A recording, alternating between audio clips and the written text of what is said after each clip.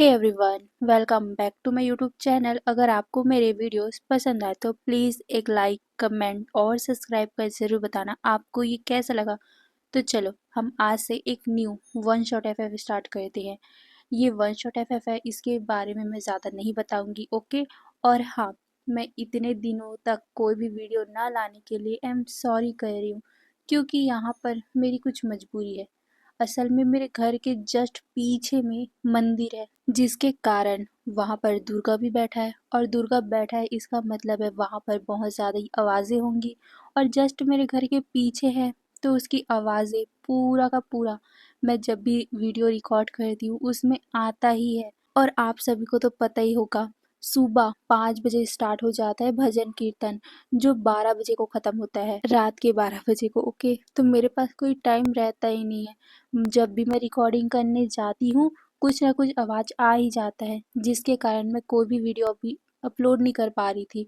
और जो भी टाइम मिलता था मैं उस दूसरे चैनल में वीडियो अपलोड कर देती थी। बट अब ये दुर्गा पक्ष ख़त्म हो गया, अब मैं आपके लिए हर रोज़ डेली अपलोड करूँगी, ओके वीडियो। तो चलो हम आज एक new one shot FF start करते हैं। ये एक शान वन होगा, इसका मतलब है कि हमारा विंग इस पे टॉप होगा और वांगजी इसमें बॉटम होगा, ओके। और साथ ही ये ओमेगा वर्स भी है। तो चलो हम कहानी की स्टार्टिंग करते हैं। कहानी की स्टार्टिंग में हमें एक हॉस्पिटल को दिखाया जाता है। उस हॉस्पिटल के एक कैबिन में डॉक्टर सामने बैठे हुए दो पर्सन से बात ही कर रहा था, और वो कहता है, मैम आपको अब वही करना होगा जो हम कह रहे हैं, उसके अलावा और उसका कोई दूसरा ऑप्शन नहीं है।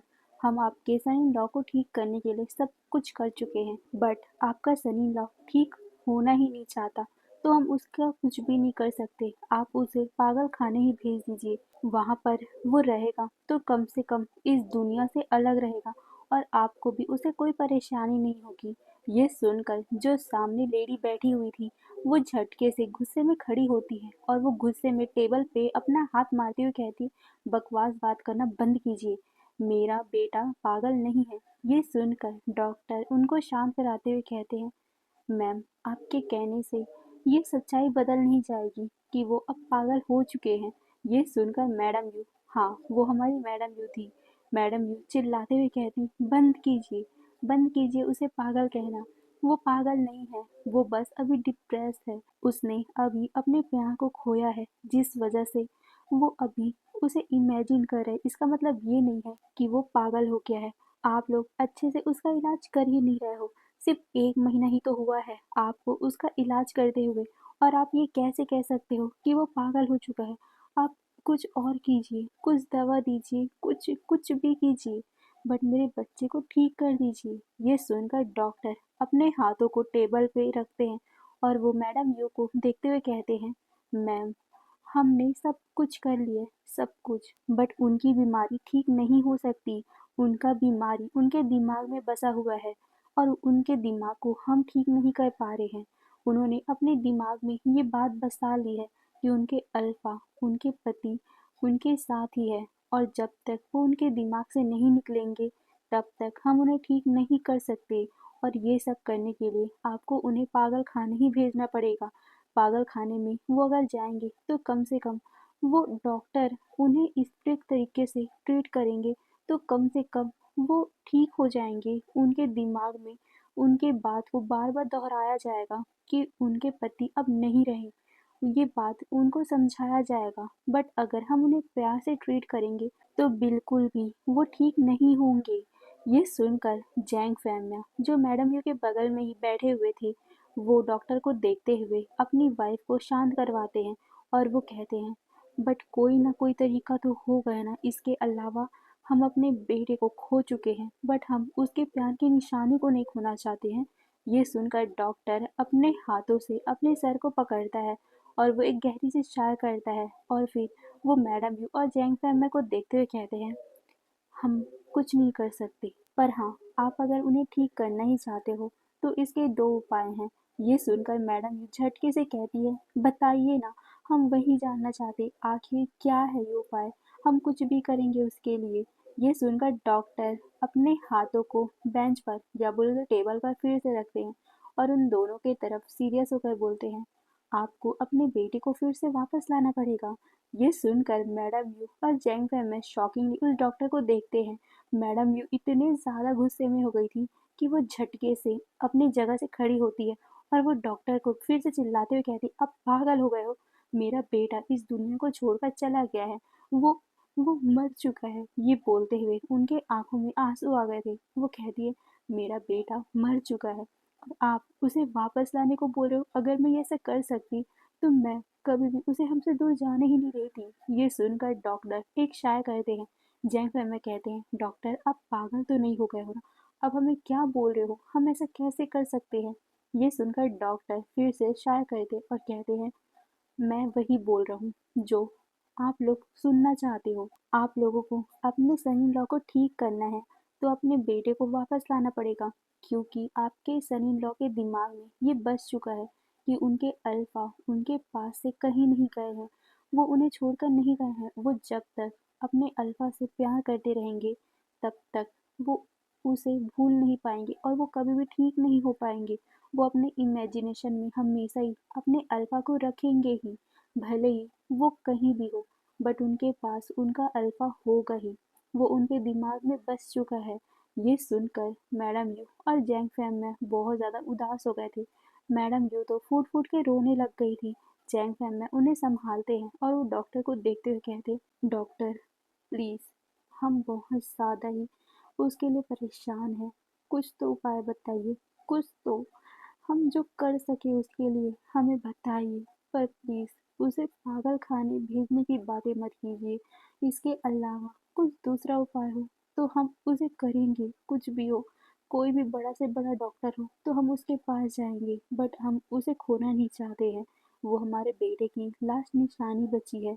ये बोलकर जैंग फैमे के आंखों में भी आंसू आ गए थे। जैंग फैमे को ऐसे इमोशनल होते हुए देखकर डॉक्टर फिर से शाय करते हैं और वो उन दोनों को बैठने का इशारा करते हुए कहते हैं, मिस्टर फैंगमिया, मिसिस यू, आई नो आप लोग किस कंडीशन में हो, बट आप लोग मेरी बातों को भी समझिए। मैं एक डॉक्टर हूँ, मुझे भी अपने पेशेंट को ठीक करना है, बट उसके लिए मैंने जो करना था वो सब किया है, बट वो अपने दिमाग में उस इंसान को बसा चुका है और वो उसे निकालना ही नहीं चाहता। तो हम भी कुछ नहीं कर सकते। यहाँ तक कि इस दुनिया में कोई पर्सन ठीक नहीं कर सकता। पागल खाने में अगर उसे भेजोगे, बट आगे कुछ बोल पाते कि मैडम चुप करवाते हुए कहती, प्लीज शांत हो जाइए, पागल खाने का नाम लेना बंद कर दीजिए। ये सुनकर डॉक्टर फिर से शाय करते और कहते, ठीक है, मैं पागल खाने की बातें नहीं करूँगा, बट आप ही खुद सोचिए अगर वो वहाँ जाता। बट मैडम जो उन्हें चिल्लाते हुए कहती, प्लीज मत कहिए, वो वहाँ जाएगा ही नहीं, मैं ऐसे सोचूंगी ही नहीं। ये सुनकर डॉक्टर फिर से शाय करते हैं। फिर से वो कहते, ओके फाइन, मैं नहीं बोलूँगा, बट आपको अगर उन्हें ठीक करना है तो आपको अपने ही बेटे जैसा कोई दूसरा पर्सन लाना पड़ेगा। ये सुनकर मैडम यू और जैंग फैम में एक दूसरे की तरफ देखते हैं और फिर उस डॉक्टर की तरफ। जैंग फैम में कहते हैं, आप कहना क्या चाहते हो? ये सुनकर वो डॉक्टर जैंग फैम को बताते हैं, मैं ये कहना चाहता हूँ कि आपका सन इन लॉ आपके बेटे को भूल नहीं पा रहा है। उन्होंने अपने दिमाग में ये बसा लिया है कि वो हमेशा ही उनके पास ही रहता है। उन्होंने उन्हें इमेजिन करना स्टार्ट कर दिया है। अगर हमें उन्हें ठीक करना है तो सबसे पहले उनके इमेजिनेशन से उनके अल्फा को, मतलब कि आपके बेटे को निकालना पड़ेगा और उनको दिखाना पड़ेगा कि वो जिसे इमेजिन कर रहा है वो इंसान नहीं है, वो तो इमेजिनेशन है। और हमें उनके सामने उनके ही जैसा, या कह सकते हैं आपके बेटे के जैसा ही इंसान उनके सामने लाकर खड़ा करना पड़ेगा। वो कम से कम अपने इमेजिनेशन में आपके बेटे को नहीं सोचेंगे तो उनका दिमागी संतुलन थोड़ा सा ठीक होगा और उसके बाद हम उन्हें दवा देकर ठीक कर सकते हैं, उनको थोड़ा सा ठीक कर सकते हैं। ये सुनकर मैडम यू और जेंग फैमी कहते, बट हम अपने बेटे के जैसा इंसान कहाँ से ढूंढेंगे? ये सुनकर डॉक्टर एक शाय करते हैं और फिर वो मैडम यू और जेंग फैमी को देखते हुए कहते हैं, मैं ये कहना नहीं चाहता, बट आपको तो यकीन होगा ही, इस दुनिया में एक पर्सन के जैसा 7 शक्लें होती है। कहीं ना कहीं वो आपको मिलेगा ही, थोड़ा बहुत ही सही। वो अगर मिलता है आपके बेटे से तो आप उन्हें लाओ, उनके सामने दिखाओ कि ये पर्सन आपका बेटा है।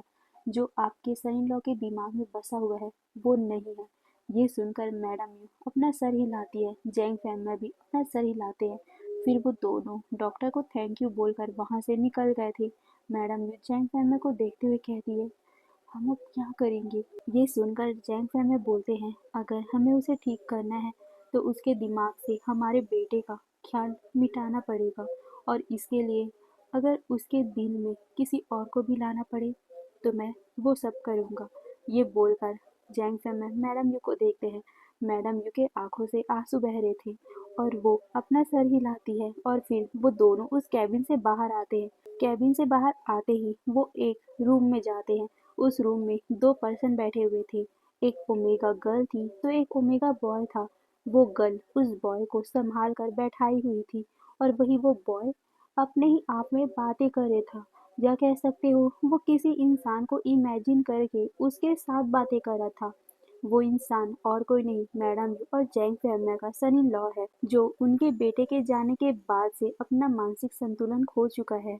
वो पर्सन अपने बगल में जहाँ पर कोई भी बैठा नहीं था, वो वहाँ देखकर बातें कर रहा था और कह रहा था, मैं तुमसे बातें नहीं करूँगा, तुम आज भी मुझे परेशान कर रहे हो। मैं ना तुम्हारा कंप्लेन माँ बाबा से करूँगा, तुम मुझे बहुत ज़्यादा परेशान करते हो। रुको, माँ बाबा को आने दो, फिर मैं तुम्हारा कंप्लेन करूँगा, वो तुम्हें पनिश करेंगे। ये बोलकर वो ओमेगा अपना मुंह बना लेता है। वहीं वो ओमेगा फिर से उस पर्सन की तरफ जो उसे दिखाई दे रहा था, किसी और को नहीं, वो ओमेगा फिर से उसकी तरफ देखता है और कहता है, रहने दो, तुम ना ये प्यारी प्यारी बातें मुझसे मत करो। आज तो मैं माँ और बाबा से तुम्हारी कंप्लेन करूंगा। तुम कैसे मेरे ही सामने किसी दूसरे ओमेगा को देख सकते हो?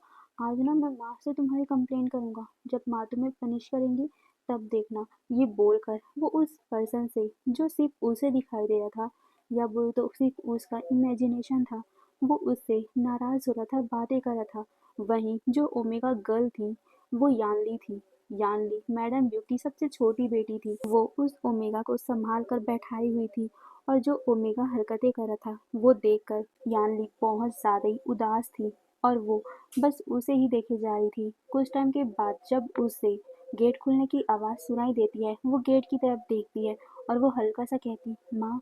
ये सुनकर वो ओमेगा जो अभी अपने इमेजिनेशन में ही बात कर रहा था, वो सामने देखता है और खड़ा हो गया था, और वो भागकर मैडम जी को गले लगा लेता है और कहता है, माँ देखो ना इसे, ये फिर से मुझे परेशान कर रहा है। ये मेरे ही सामने दूसरे ओमेगा को देखकर ब्यूटीफुल बोल रहा है।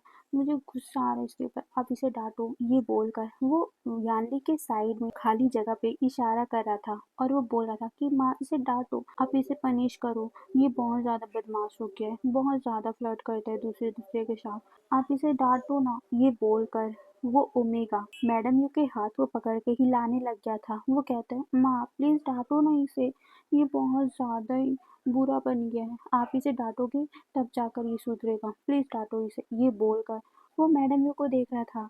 मैडम यू पहले उस ओमेगा को देखती है, और फिर यान्नी के बगल में उनके आंखों में हल्के से आंसू भर गए थे, बट वो अपने आप को संभालती है, और फिर वो सामने यान्नी के बगल में देखते हुए कहती है, विंग, मैं तुम्हें कितनी बार कहा है मेरे आजान को ऐसे परेशान मत किया करो। ये सुनकर वांग जी, हाँ वो हमारा वांग जी था, वो ओमेगा वांग जी था। वांग जी अपने जीप को उस तरफ चिढ़ाते हुए कहते, देखो माँ भी तुम्हें डांट रही है, अपना सुधर जाओ, बता रहा हूँ। अगली बार ऐसा किया ना तो मैं तुम्हें छोड़कर चला जाऊंगा, फिर ना मुझे मनाते रहना। ये बोलकर वो मैडम यू के हाथों को अच्छे से ग्रैब कर लेता है और कहता है, माँ इसे और अच्छे से डांटो। ये सुनकर मैडम यू एक गहरी से चाय करती है, और फिर वो यान्नी के बगल में खाली जगह पे देखते हुए कहती है, विंग तुम्हें आज पनिशमेंट मिलता है, आज ना तुम पूरे दिन भर खाना नहीं खाओगे। ये सुनकर वांग जी मैडम यू को देखता है और कहता है, नहीं माँ ऐसा मत करो, मुझे अच्छा नहीं लगता जब वो खाना नहीं खाता। आप ना उसे ये पनिशमेंट दो कि वो ज़िंदगी भर मेरे साथ रहे, मुझे छोड़ के कभी ना जाए। अगर वो गया तो उसे बहुत बुरी पनिशमेंट मिलेगी, मैं चला जाऊंगा उसकी लाइफ से। ये बोलो उसे। ये सुनकर मैडम यू एक पल के लिए वांग जी को देखती है। वांग जी बच्चों की तरह व्यवहार कर रहा था और क्यूट भी दिख रहा था। मैडम यू के आंखों में आंसू छलकने ही वाले थे, बट जैंग फैमिली ने उन्हें संभाल लिया था। मैडम जैंग फैमिली की तरफ देखती है। जैंग फैमिली हल्का सा नोट करते हैं और वो फिर से यानली के बगल में देखते हुए कहते हैं, हाँ विंग, अगर तुमने फिर से ऐसा किया ना तो सच में मैं आजान को अपने साथ लेके चला जाऊंगा और तुम अकेले रहना। ये सुनकर वांग जी अपना सर हिलाता है और कहता है, देखो अब तो बाबा भी मेरे साथ है, अगर तुमने फिर से ऐसा हरकत किया ना तो मैं सच में चला जाऊंगा। ये सुनकर वो ओमेगा एक पल के लिए यान्नी के पास खड़े हुए उस पर्सन को जो उसे इमेजिन हो रहा है वो उसे देखता है और कहता है, आम तुम बहुत ज़्यादा गंदे हो, तुम ऐसे कैसे बोल सकते हो। ये बोलकर अचानक से वांग जी रोने लग गया था। ये देखकर यान ली, मैडम यू और जैंग फैम में शौक थे और वो वांग जी के पास आते हुए कहते, वांग जी क्या हुआ। ये सुनकर वांग जी रोते हुए कहते, माँ वो मुझे कह रहा है कि अगर ऐसा हुआ तो वो दूसरे ओमेगा के साथ शादी कर लेगा और उसके साथ जिंदगी बिताएगा और वो मुझे छोड़ के चला जाएगा। ये बोलकर वांग जी फूट फूट के रोने लग गया था। वांग जी को रोते हुए देखकर मैडम यू उसे संभालती है। वांग जी रोते हुए कहते हैं, मैं मैं मर जाऊंगा उसके बिना। ये बोलकर वो उस इंसान को देख रहा था। वो इंसान यानी कि जो वांग जी के इमेजिनेशन था, जो वांग जी का इमेजिनेशन विंग था। हाँ, विंग वांग जी का अल्फा था। विंग जो वांग जी का इमेजिनेशन था अचानक ही भागकर वांग जी के पास आता है और वो वांग जी को गले लगा लेता है और वो वांग जी से कहता है, बेबी मैं तुम्हें कभी छोड़ के नहीं जाऊंगा। ऐसा हो सकता है क्या, मैं लैंसैन के बिना नहीं रह सकता। अगर ऐसा हुआ तो मैं भी मर जाऊंगा तुम्हारे बिना। ये सुनकर वांग जी हल्का सा मुस्कुराता है और अचानक ही वो हवा में किसी को हक कर लेता है और वो कहता है, प्लीज़ ऐसा मत करना, मुझे छोड़ के मत जाना, नहीं तो तुम्हारा लैंसन मर जाएगा। ये सुनकर यान ली, मैडम यू और जेंग फे में बहुत ज़्यादा इमोशनल हो गए थे और उन्होंने अपने आंखों को बंद कर लिया था क्योंकि वो वांग जी की ये हालत नहीं देख पा रहे थे। वो वांग जी को कैसे समझाए कि जो वो नहीं सोच सकता वो हो चुका है। विंग उसे छोड़कर चला गया इस दुनिया से। वांग जी कहता है, वी तुम मुझे छोड़ के मत जाना ना। तुम्हें पता है ना मेरी लाइफ में तुम्हारे बिना कोई भी नहीं था। मेरी लाइफ तुम्हारे बिना सूनी है। अगर तुम चले गए तो मैं इस दुनिया में नहीं रह पाऊंगा। मुझे कभी मत छोड़ना। ये बोलते हुए वो हवा में ही किसी को हक करके रोए जा रहा था। यान ली, मैडम यू और जैंग फैम में अपने आंसू को रोक नहीं पा रहे थे। मैडम यू रोते हुए जैंग फैम को देखती और कहती है, प्लीज़ इसे ठीक करवा दो कैसे भी, मैं इसकी हालत ये नहीं देख पा रही हूँ। ये सुनकर जैंग फैमा उसे कहते हैं, मैं क्या करूँ, मैं भी तो नहीं देख पा रहा हूँ। ये बोलकर वो भी अपने आंसू को साफ करते हैं। यानली भी रो रही थी और वो मैडम यू को हक कर लेती है क्योंकि वो भी वांग जी को ऐसे नहीं देख पा रही थी। तभी जैंग फैम ने वांग जी को और उस पर्सन को जो उन्हें दिखाई नहीं दे रहा वो उन्हें कहते हैं, वांग जी अब चलो बेटा, अब हमें घर चलना चाहिए ना। ये सुनकर वांग जी अपना सर हिलाता है और वो जो उसे इमेजिन हो रहा था विंग वो उसका हाथ पकड़ लेता है और फिर वो उसके हाथ को हिलाते हुए मुस्कुराते हुए उसके कंधे पे सर रखता है और वो वैसे ही चलने लग गया था। ये देखकर मैडम यू जैंग फैम और यहाँ बहुत ज़्यादा ही अपसेट हो रहे थे। फिर वो चारों कार में बैठते हैं। वांग जी ने साइड में विंग के लिए जगह रखा था जहाँ पर विंग उसके पास ही बैठा था। वो इमेजिनेशन में विंग को अपने पास ही इमेजिन कर रहा था और वो उसके कंधे पर सर रखा हुआ था। ये देखकर सबको बहुत ज़्यादा बुरा लग रहा था। फिर कुछ ही टाइम में वो घर पहुंचते हैं। घर जाकर वो वांग जी को उसके रूम में छोड़ते हैं। वांग जी को वो आराम करने बोलते हैं। फिर कुछ ही टाइम में खाना भी बन जाता है। वांग जी को मैडम यू अपने हाथों से खाना खिलाती है। मैडम यू को देखकर वांग जी कहता है, माँ देखो इसे, ये कैसे चिढ़ रहा है। आप मुझे खाना खिलाते हो तो ये बहुत ज़्यादा चिढ़ता है और ये मुझे बाद में परेशान करता है। आपको पता है रात भर मुझे परेशान करता है। ये बोलकर वो उस पर्सन को जो सिर्फ उसे दिखाई दे रहा था वो उसे कहता है, आज ना तुम मुझे परेशान मत करना रात को। तुम्हें नहीं पता मैं माँ को भी मना करता हूँ कि मुझे मत खिलाया करो, बट माँ खिलाती है मुझे, इसमें मेरी क्या गलती। और वैसे भी माँ तुमसे ज़्यादा मुझसे प्यार करती है। ये बोलकर वो मैडम को देखती है, मतलब देखता है। मैडम मुस्कुराकर अपना सर हिलाती और कहती, हाँ मैं लैंसल से बहुत ज़्यादा प्यार करती हूँ, विंग से भी ज़्यादा। ये बोलकर वो साइड में देखती है जहाँ पर कोई भी नहीं था। वो बहुत ज़्यादा ही, मतलब बहुत ज़्यादा ही उदास थी, बट वो कुछ नहीं कर सकती। तभी वांग जी साइड में देखते हुए कहता है, तुम मुंह मत बनाओ, मैं माँ से बोल रही हूँ ना खाना खिलाने के लिए। ये सुनकर मैडम भी कहती, क्या हुआ? ये सुनकर वांग जी कहता है, माँ देखो इसे, ये चिढ़ रहा है और कह रहा है कि आप सिर्फ मुझे खिला रहे हो, उसे भी खिलाओ, वो मुंह बना के बैठा हुआ है। ये सुनकर मैडम जी अपना सर हिलाती और कहती है, हाँ, पर वो मेरे हाथ से नहीं खाता। ये बोलकर वो उस तरफ देखती जहाँ पर वांग जी देख रहा था। वांग जी उसे कहता है, हाँ, सच कहा तो तुम नहीं खाते, तुम सिर्फ मेरे हाथ से खाते हो। ये सुनकर जो वांग जी का इमेजिनेशन विंग था वो कहता है, तो मैं क्या करूँ, सबसे ज़्यादा तुम्हारे हाथ ही टेस्टी है, जिसको खाने का मेरा मन करता रहता है। ये सुनकर वांग जी शर्मा गया था और वो उसे मारते हुए कहता है, बेशरम, माँ बैठी है, दिख नहीं रहा? ये सुनकर वो पर्सन हंसने लग गया था। वहीं ये देखकर वांग जी शर्माता है और वो मैडम जी के गले लग जाता है। मैडम जी की आंखों से आंसू निकल गए थे। वांग जी शर्माते हुए कहते हैं, माँ देखो इस बेशरम को कैसे मुझे टीज कर रहा है। ये सुनकर मैडम जी वांग जी के इमेजिनेशन विंग को डांटते हुए कहती, विंग ऐसे टीज मत करो मेरे बच्चे को। ये बोलकर वो वांग जी के बालों को सहला रही थी, बट उसके आंखों से आंसू निकल रहे थे। फिर मैडम यू वांग जी को खाना खिलाती है। खाना खिलाने के बाद वो वांग जी को दवा भी खिलाती है।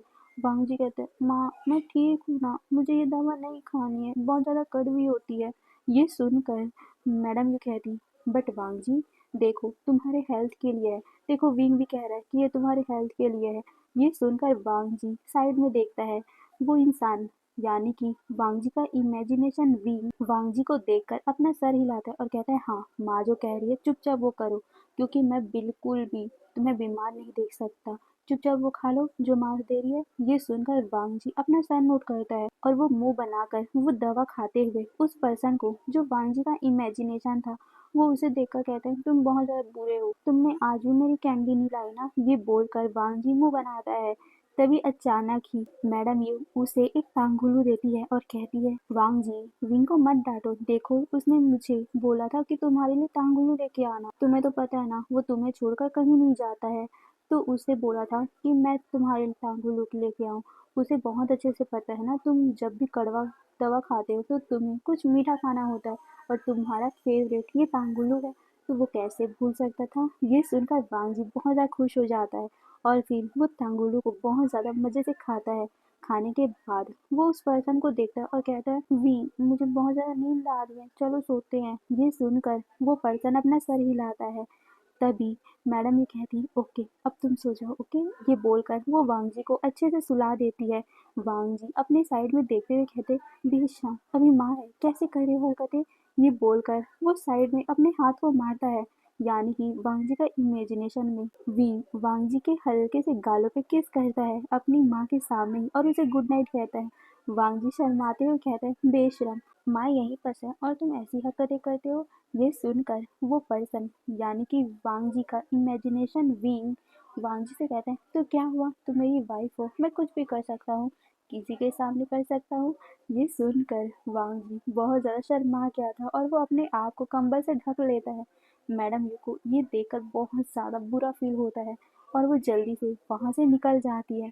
वो जैसे ही वांग जी के डोर को लॉक करती है वो उसी डोर पे लीन होकर बहुत ज़्यादा ही फूट फूट के रोने लग गई थी।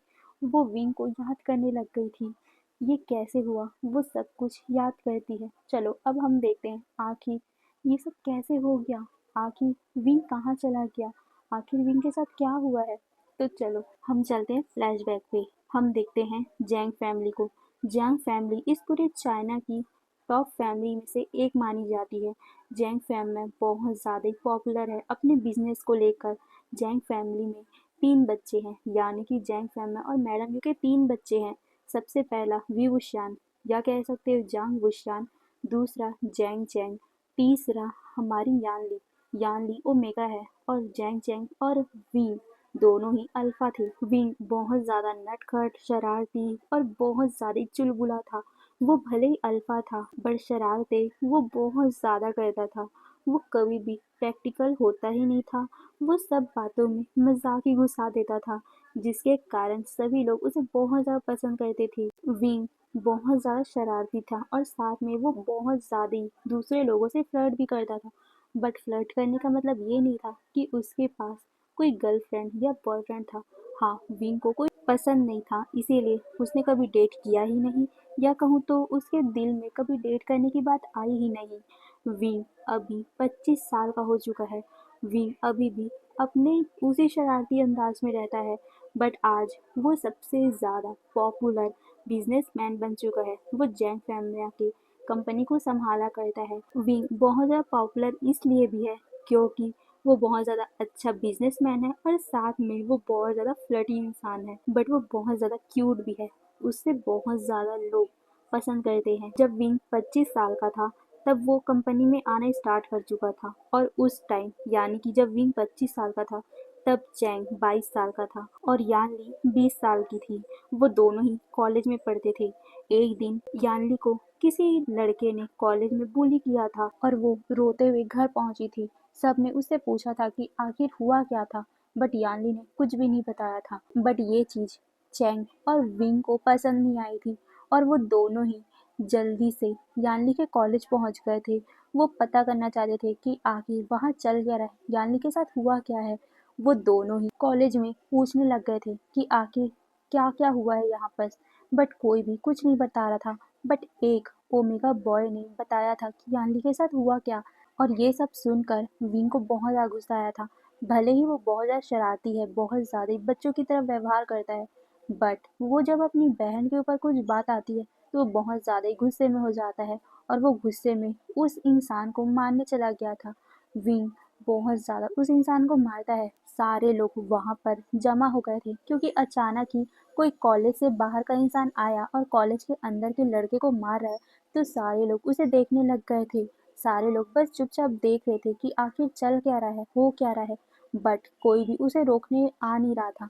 बट एक ओमेगा था जो वहाँ पर बीच में भागते हुए आया था, और वो और कोई नहीं, वांग जी था। वांग जी को नहीं पता कि आखिर ये इंसान इसे मार क्यों रहा है, बट वांग जी को बिल्कुल पसंद नहीं है कोई किसी को मारे बिन जबरन का और किसी को बुली करे, तो वो आकर विंग को ही डांटने लग गया था और बहुत ज़्यादा सुनाता भी है। वांग जी को पहली बार जब विंग ने देखा था तो वो उसके आंखों में खो सा गया था। वांग जी विंग को बहुत कुछ सुना रहा था, बट विंग चुपचाप बस उसके बातों को सुन रहा था। वो कुछ भी नहीं बोल रहा था, वो बस वांग जी को ही देखे जा रहा था। जब वांग जी ने नोटिस किया कि विंग तो उसे घूर घूर के देख रहा है और साथ ही कैसी नज़रों से देख रहा है, तो उसे बहुत ज़्यादा गुस्सा आया था और उसने विंग के पैरों पे एक जोरदार का लात मारा था, जिस वजह से विंग उछल पड़ा था और वो वांग जी को देखे जा रहा था। चैंग जब ये देखता है तो वो वांग जी को कुछ बोलने के लिए आगे बढ़ रहा था, बट विंग ने उसे रोक लिया और वो वांग जी को मुस्कुरा कर देखता है। ये देखकर वांग जी को उसके ऊपर और भी ज़्यादा गुस्सा आता है और वो उसे छपरी बोलकर वहाँ से निकल गया था।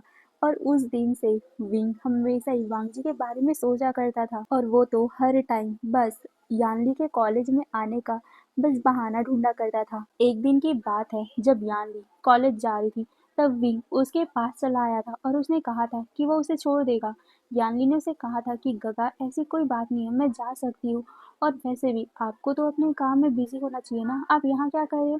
ये सुनकर विंग मुस्कुराते हुए कहता है, यानली तुम मेरी छोटी सी बहना हो ना, तुम्हें कॉलेज छोड़ना है, चलो चलो अब जल्दी चलो। ये बोलकर वो उसे खींचते हुए कार में बैठाता है और सीधा कॉलेज के लिए निकल गया था। विंग यानली को लेकर कॉलेज में पहुंचता है और वो यानली को छोड़कर सिर्फ इधर उधर देखे जा रहा था कि कहीं से तो वांग जी दिख जाए उसे, कहीं से तो दिख जाए, क्योंकि वांग जी उसके ख्वाबों से निकलने का नाम नहीं ले रहा था। यानली विंग को देखते हुए कहती, गगा क्या आपको अपने काम में जाने के लिए लेट नहीं हो रहा है, आप यहाँ कर क्या रहे हो, आपने मुझे छोड़ दिया ना, हो गया ना काम, तो चलो निकलो। ये बोलकर वो उससे बोल रही थी, बट विंग का ध्यान तो किसी और ही तरफ था। वो बस वांग जी को ढूंढ रहा था और वो अपने मन में कह रहा था कि कहाँ है यार मेरा ब्यूटी, उसे देखे बिना तो मेरा दिन ही नहीं गुजरता, और ये इंसान है कि कभी मुझे मिलता ही नहीं। ये बोलकर वो इधर उधर देख रहा था, विंग को दिख ही नहीं रहा था। ये देखकर विंग बहुत ज़्यादा उदास हो रहा था। यानली उसे बार बार बोल रही थी, गगा क्या कर रहे हो, जाओ ना अपने काम पे, मुझे भी अपने कॉलेज जाना है अंदर। ये सुनकर विंग कहता है, यानली तुम जाओ ना, मैं बस ये 5 मिनट रुकूंगा फिर मैं भी जाऊंगा। ये सुनकर यानली उसे देखती है कुछ अजब ही लुक से, बट वो कुछ नहीं बोलती और कहती, ओके फाइन, मेरे दोस्तों का मुझे कॉल आ रहा है, मैं जा रही हूँ। ये सुनकर विंग उसे बाय कहता है और वो वहाँ से, मतलब कि यानली वहाँ से सीधा अपने दोस्तों के पास निकल गई थी।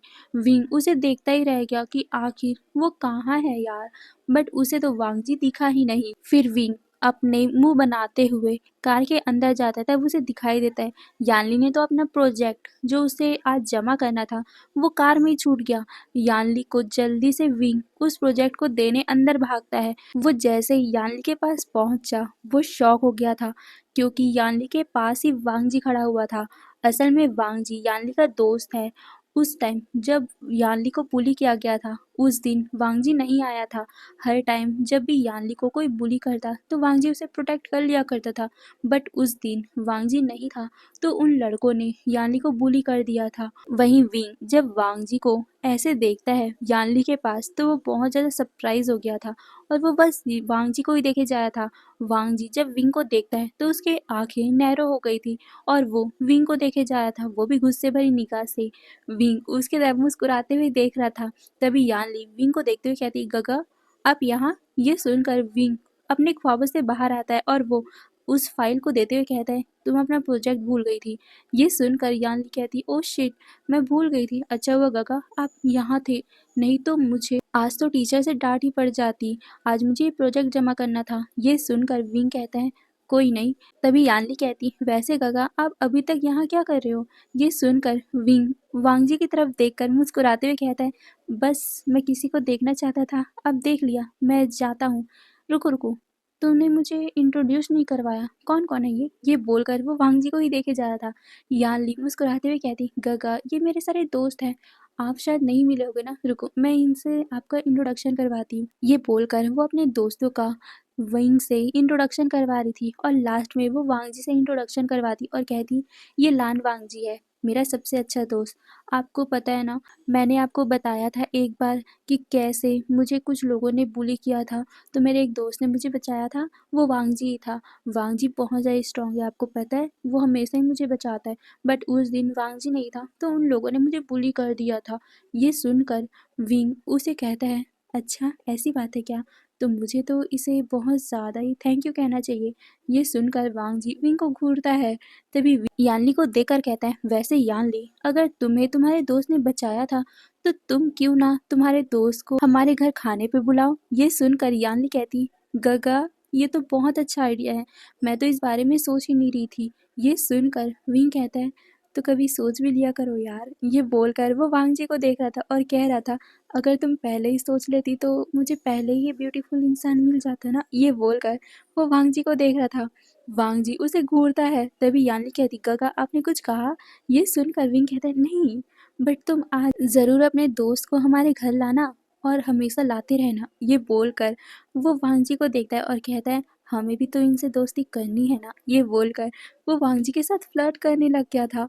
वांग जी अपनी आंखों को रोल करता है। यानली कहती है, ओके काका फाइन, हम इन्हें ला लेंगे, बट अब जाओ हमारे क्लासेस स्टार्ट होने वाली है। ये सुनकर विंग वांग जी को देखता है और कहता है, क्या है यार इतनी जल्दी क्यों क्लासेस स्टार्ट हो रही है, कुछ टाइम और बातें कर नहीं सकते क्या? ये सुनकर यानली कहती, गगा आप जाओ, आपका कंपनी में आज मीटिंग होने वाला था। ये सुनकर विंग को याद आता है, ओ शिट टाइम कितना हुआ है। ये बोलकर विंग अपने घड़ी को देखता है, 9 बज चुके हैं, शिट उसे अब जाना ही पड़ेगा। ये बोलकर विंग वांग जी को देखता है और कहता है, घर पे मिलते हैं। ये बोलकर वो जल्दी से वहाँ से भाग गया था।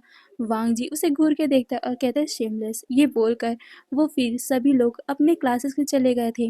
वांग जी एक अनाथ है, वो यहाँ पर स्कॉलरशिप से पढ़ने आया है। विंग को उसके बारे में कभी पता इसलिए नहीं था क्योंकि वांग जी एक अनाथ है, वो गरीब है, तो उसे ना ये बड़ी बड़ी पार्टियों में और यानली के घर जाना पसंद नहीं था क्योंकि उसे लगता था कि वो किस मुंह से यानली के घर जाएगा। वो इतना ज़्यादा अमीर नहीं है जो यानली के स्टेटस में रहे, बट यानली उसकी दोस्त है तो वो बस बात कर लेता है। वो कभी भी अपने दोस्तों के घर नहीं जाता क्योंकि उसे पता है कि बड़े लोग हमेशा ही छोटे लोगों की इंसल्ट करते हैं और वांग जी को ये पसंद नहीं है, इसीलिए वो कभी जाता भी नहीं था। और विंग ने उसी इसी कारण वांग जी को कभी देखा नहीं था यानली के साथ, बट अब देख लिया तो वो अब वांग जी को अकेले छोड़ने नहीं वाला। यानली वांग जी को लेकर अपने घर आती है। घर वाले वांग जी से मिलकर बहुत ज़्यादा खुश हो गए थे क्योंकि वांग जी बहुत ज़्यादा अच्छा था। वहीं वांग जी को भी विंग की फैमिली बहुत ज़्यादा पसंद आती है, बट विंग को छोड़ के क्योंकि विंग बहुत ज़्यादा ही फ्लर्टी इंसान है, वो उसके साथ बहुत ज़्यादा ही चिपक रहा था। ये चीज़ वांग जी को पसंद नहीं थी। फिर धीरे धीरे टाइम बीतने लग गया। विंग हमेशा ही वांगजी से मिलने का बहाना ढूंढता रहता था। वो हमेशा ही यानली को छोड़ने कॉलेज जाता था। वो वांगजी को देखता था, उसके साथ कुछ फ्लर्ट करता था और फिर वो अपने काम के लिए निकल जाता था। घर के टाइम भी, मतलब कि छुट्टी के टाइम भी वो यानली को लेने आता था और वो साथ में वांगजी को भी अपने साथ ही लेके जाता था और वो अपने कार के आईने से वांगजी को ही घूरता रहता था। ये बात वांगजी को पता चलती थी तो वो अपना मुंह बना लेता था।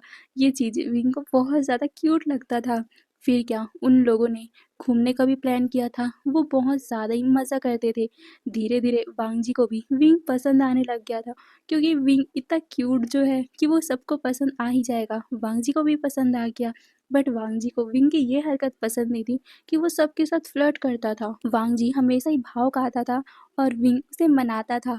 इन दोनों की क्यूट सी लव स्टोरी धीरे धीरे करके आगे बढ़ रही थी। एक दिन विंग ने सच में सबके सामने वांगजी को प्रपोज कर दिया था।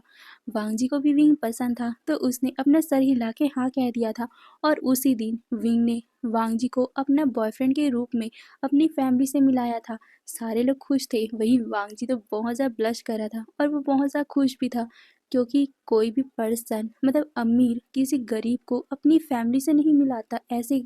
और उसकी फैमिली भी इतनी ज़्यादा प्यारी है कि वांगजी सच में रो पड़ा था। उसकी फैमिली, मतलब कि मैडम यू और जैंग फैमा ने वांगजी को अपना बेटा ही बना लिया था, क्योंकि वांगजी को एक फैमिली नहीं थी। तो उन लोगों को बहुत ज़्यादा वांगजी के लिए बुरा फील होता था और उन्होंने तब से वांगजी को अपना चौथा बेटा बना लिया था। वांगजी बहुत ज़्यादा ही खुश रहता था और धीरे धीरे करके उन लोगों का प्यार इतना बढ़ गया कि विंग ने वांगजी को शादी के लिए भी प्रपोज कर दिया था। जैसे ही वांगजी ने अपना कॉलेज कंप्लीट किया, विंग ने उसे शादी के लिए प्रपोज कर लिया। वांगजी बहुत ज़्यादा खुश होकर उस शादी को एक्सेप्ट भी कर लेता है। दोनों ने डिसाइड किया था कि वो शादी करेंगे। शादी के बाद वांगजी जितना पढ़ना चाहता है विंग उसे पढ़ाएगा। मैडम यू और जैंग फैमा को भी इस बात से कोई आपत्ति नहीं थी, क्योंकि वो वांगजी को अपना बेटा ही तो मानते थे ना। फिर क्या, उन दोनों की शादी हो गई। बहुत कुछ अच्छा चलने लग गया। सब कुछ अच्छा चल रहा था। वांगजी और विंग दोनों ही अपने प्यार को इतना बढ़ा चुके थे कि वो दोनों एक दूसरे के बिना रह ही नहीं सकते थे। विंग हमेशा ही वांगजी की बहुत ज़्यादा केयर करता था। जैसे कि अगर वांगजी को हल्का सा छींक भी आ जाए ना, तो विंग उसके लिए हज़ारों डॉक्टर को लाइन में लगा दिया करता था। और वांगजी को दवा पसंद नहीं थी तो हमेशा ही विंग उसके लिए तांगुलू लेके आता था, क्योंकि विंग को पता है कि दवा तो खानी पड़ेगी, बट उसको हल्का सा मिटाने के लिए, कड़वाहट को मिटाने के लिए वो तांगुलू लाता था। और ये चीज़ वांगजी को बहुत ज़्यादा पसंद भी आती थी। फिर धीरे धीरे टाइम बीतता है। उनकी शादी को 2 महीने हो चुके थे। ऐसे ही एक दिन की बात है, विंग को कहीं काम से बाहर जाना था, यानी कि उसे अपने बिजनेस मीटिंग के लिए बाहर जाना था। विंग अपने कार को लेकर बाहर चला गया था। विंग को बाहर जाना तो नहीं था, बट वो क्या करे, काम है तो उसे करना ही पड़ेगा। तो वो वांगजी को बाय बोलकर चला गया था। वांगजी ने उसे कहा था कि तुम जल्द से जल्द आ जाना। ये सुनकर विंग ने भी कहा था कि ठीक है बेबी, मैं तुम्हारे बिना वैसे भी नहीं रह सकता, तो मैं आ ही जाऊंगा। ये बोलकर वो निकल गया था। विंग अपने काम में बहुत ज़्यादा बिजी हो गया था तो वो वांगजी को कॉल नहीं कर पाता। वांगजी उसके लिए बहुत ज़्यादा फिक्र कर रहा था और वो कह रहा था कि अगर वो घर आएगा तो उसे पनिशमेंट देगा। फिर क्या, विंग का कॉल वांगजी को आता है और वो वांगजी को सॉरी सॉरी बोल रहा था, क्योंकि वो वांगजी से बात नहीं कर पाया। वांगजी मुंह बना के बैठा था और वो कह रहा था कि उसे उससे बात नहीं करनी, वो गंदा है। उसने कहा था कि वो जाते ही उसे कॉल करेगा, वो उससे बातें करेगा, बट विंग को तो उसकी याद आई ही नहीं ना, वो गंदा है। ये बोलकर वो कॉल कट करने ही वाला था कि विंग ने कहा था बेबी प्लीज़ मुझे माफ़ कर दो, मैं तुम्हारे लिए देखो अभी आ रहा हूँ ना। ये सुनकर वांगजी कहते हैं अभी रात के 10 बज रहे हैं विंग, और वैसे भी देखो बादल बहुत ज़्यादा गरज रहे हैं, मौसम बिगड़ रहे हैं, तुम अभी मत आओ। ये सुनकर विंग कहता है बेबी मैं तुम्हारे बिना नहीं रह सकता, पता है ना तुम्हें, मैं जल्द से जल्द आ रहा हूँ, ओके, बस आधा घंटा का रास्ता है, मैं पहुँचने ही वाला हूँ। ये सुनकर वांगजी कहता है विंग मत आओ अभी। ये सुनकर विंग मुंह बनाते हुए कहता है देखो लैंसन, तुम्हें मेरी याद नहीं आती ना, इसीलिए तुम मुझे मना कर रहे हो। ये सुनकर वांगजी उसे कहता है नहीं ऐसी बात नहीं है, देखो ना तुम ही, बाहर में बहुत ज़्यादा ही बारिश हो रही है, बादल गरज रहे हैं, मौसम बिगड़ रहा है, ऐसे में गाड़ी चलाना अच्छी बात नहीं होती है, कुछ हो गया तो ये सुनकर विंग कहता है, तुम्हें मुझ पे यकीन नहीं है? मैं बहुत अच्छा हैवी ड्राइवर हूँ, मैं बहुत ज़्यादा स्पीड से गाड़ी चला रहा हूँ, अभी तक कुछ हुआ नहीं। ये सुनकर वांगजी कहता है, विंग आराम से चलाना गाड़ी, कोई जल्दी नहीं है। ये सुनकर विंग कहता है, ओह तो तुम मुझे मिलना नहीं चाहते ना, तुम्हें मेरी याद नहीं आ रही, इसीलिए तो है कि तुम मुझे आराम से गाड़ी चलाने बोल रहे हो। अगर तुम्हें मेरी याद आती, अगर तुम्हें मेरी बहुत ज़्यादा याद आती तो तुम मुझे फट से आने बोल देते। ये सुनकर वांगजी कहता है, विंग ऐसी बात नहीं है, बट मुझे तुम्हारी फिक्र हो रही है, प्लीज़ ना गाड़ी स्पीड में मत चलाना और अभी अभी मत आओ ना। ये सुनकर विंग कहता है, बेबी मैं तुम्हारे बिना नहीं रह सकता, मैं बस 2 मिनट में आ रहा हूँ फटाक से हवा में उड़ते हुए। ये बोलकर वो जैसे ही हवा में उड़ने वाली बात कहता है, अचानक से ही फोन की दूसरी तरफ से वांगजी को एक बहुत जोर से आवाज आती है। और ये चीज सुनकर वांगजी के हाथ कांपने लग गए थे। वो बार बार कांपती आवाज में बोल रहा था, वी विंग क्या हुआ, क्या हुआ विंग, ये कैसी आवाज थी विंग। ये बोलते वो चिल्ला रहा था, बट कोई भी आवाज नहीं आ रही थी। वांगजी की अचानक से चीख सुनकर बाकी सब भी वांगजी के पास आ गए थे और वांगजी से पूछने लग गए थे कि आखिर क्या हुआ है, वांगजी कुछ बोलो। वांगजी कहता है, वो विंग बात कर रहा था और अचानक से ही एक बहुत जोर से आवाज आई। मैं समझ नहीं पाया, शायद तक हाँ, शायद तक ना बिजली कड़की होगी, हाँ, बट विंग बात क्यों नहीं कर रहा। ये बोलकर वो बार बार विंग को आवाजें लगा रहा था। दूसरी तरफ से मैडम यू और बाकी लोग पैनिक हो गए थे। जल्दी से जैंग फैमा वांगजी के हाथों से वो मोबाइल लेते हैं और वो 2-3 बार उस फोन में विंग का नाम लेते हैं, बट वो कोई जवाब ना पाकर उस मोबाइल को देखते हैं। उन्हें पता चलता है कि विंग का कॉल तो कट चुका है। फिर से जैंग फैमिली बार बार विंग को कॉल लगाने का ट्राई कर रहे थे, बट विंग का कोई रिस्पॉन्स ही नहीं आ रहा था। जैंग फैमिली बहुत ज्यादा परेशान हो गए थे। तभी जैंग फैमिली के हाथ से वांगजी का फोन लेते हैं और वो विंग का लोकेशन चेक करने लग गए थे कि आखिर अभी विंग कहाँ है। फिर क्या, जैसे उन्हें लोकेशन मिला वो सब अपने कार में बैठकर उस लोकेशन में पहुंच गए थे। और जैसे वो उस लोकेशन पे पहुंचते हैं उन्हें सबसे बड़ा शॉक लगता है। उन्हें पता चलता है कि विंग का एक्सीडेंट हो गया और विंग का कार इतनी बुरी कंडीशन में था कि कोई भी बता सकता था कि उस कार को चलाने वाला पर्सन अब जिंदा नहीं बचा होगा, क्योंकि वो कार सीधा खाई में गिरा था और खाई में वो कार ब्लास्ट भी हो गया था, जिसे सबको पता चल सकता है कि वो पर्सन जो उस कार में था वो अब नहीं रहा होगा। वो कार अभी भी जल रहा था। ये देखकर सारे लोग शॉक थे। वहां पर भीड़ लग गई थी, वहां पर पुलिस भी आ गई थी, वहां पर मतलब एम्बुलेंस सब कुछ आ चुका था जो भी ऐसे एक्सीडेंट में आने चाहिए। वहीं वांगजी और सारे लोग भागते हुए उस जगह पे पहुंचे थे। वांगजी जैसे जैसे आगे बढ़ रहा था उसके कदम और भी ज्यादा धीरे धीरे होते जा रहे थे, उसके पैर हैवी होते जा रहे थे, वो चल नहीं पा रहा था। उसकी दिल की धड़कन बहुत ज़्यादा तेज़ हो चुकी थी। वो यकीन नहीं कर पा रहा था कि उसके सामने अभी कैसा दृश्य है। तभी जैंग फैमिली जल्दी से भागकर उस पुलिस ऑफिसर के पास जाते हैं और वो पूछते हैं कि आखिर यहाँ पर हुआ क्या है। ये सुनकर वो पुलिस ऑफिसर बताता है कि उन्हें यहाँ से एक फ़ोन आया था। उन्होंने बताया था कि यहाँ पर एक कार का एक्सीडेंट हो गया, वो भी ट्रक से, और वो कार सीधा खाई में जाकर फेंका गया और अचानक ही 1 मिनट में ही वो ब्लास्ट भी हो गया। उस कार के चिथड़े चिथड़े उड़ गए हैं। शायद तक उस इंसान के भी जिसने ये कार चलाया था।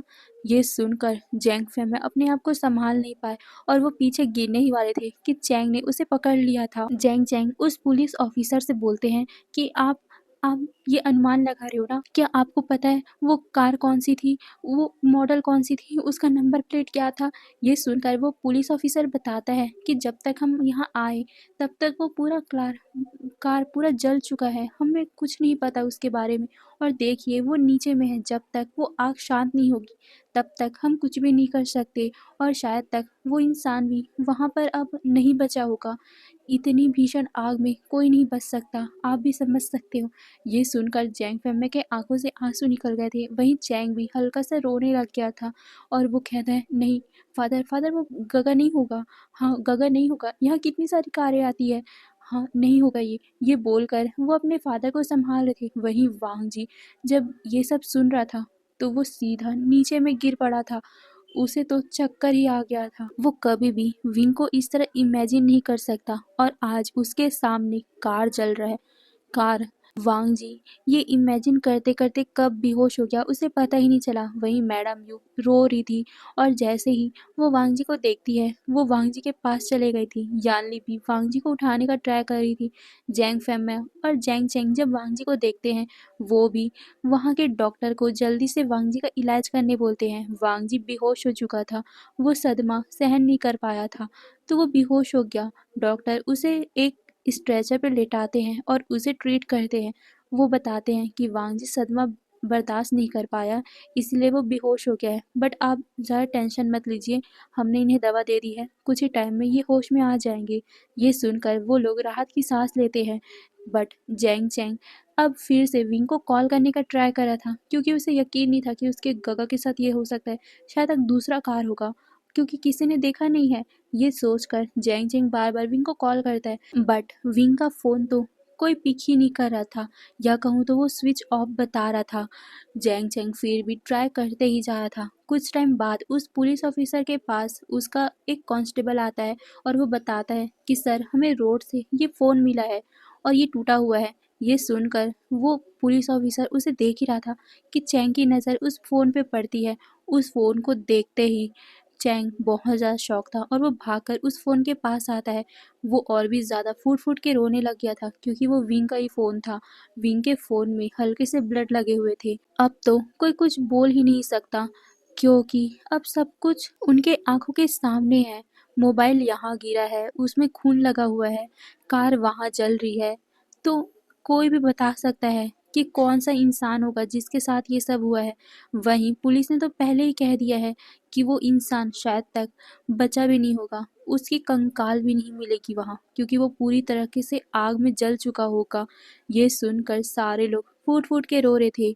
वांग जी एक दिन तक पूरा बेहोश ही रहता है क्योंकि वो उस सदमे को बर्दाश्त ही नहीं कर पाया था और जैसे ही वो उठता है वो सबसे पहले विंग को ढूंढने लग गया था। सारे लोगों ने उन्हें बताना चाहा कि विंग अब इस दुनिया में नहीं है बट वांग जी इस बात को मानना ही नहीं चाहता था कि विंग इस दुनिया में उसे छोड़कर चला गया। वांग जी पागलों की तरह बस विंग को फ़ोन किया करता था, उसे मैसेज करता था, उसे बुलाता रहता था बट वांग जी को विंग का कोई भी कॉल नहीं आता था, उसका मैसेज नहीं आता था।